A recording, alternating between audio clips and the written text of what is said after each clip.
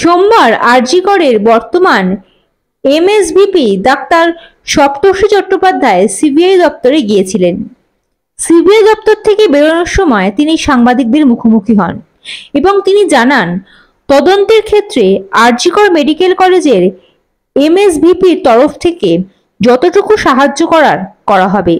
এবং তিনি আরো কি বললেন শুনে নেওয়া যাক। Cooperation from the chair of MSBP, from the chair of MSBP, RG Kar Medical College, full cooperation from my end for the process of investigations.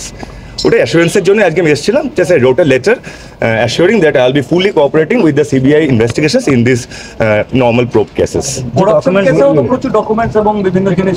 I was not asked for that out here only. না আমি কালকে রেডের পরে জিনিসটা ওরা সিজ করেছে।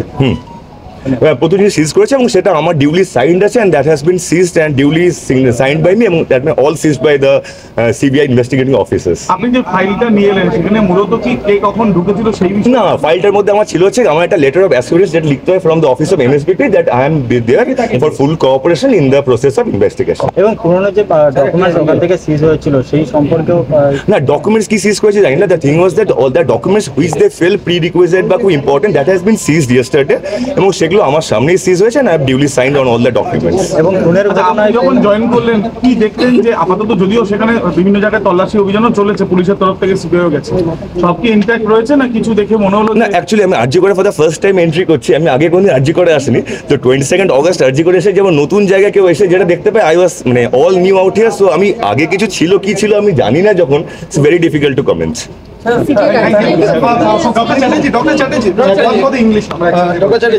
Bureau report, ND Bangla news. সবার আগে সব খবর, সঠিক খবর পেতে ফেসবুক পেজটি ফলো করে এবং ইউটিউব চ্যানেলটি সাবস্ক্রাইব করে রাখুন আর শেয়ার করতে ভুলবেন না।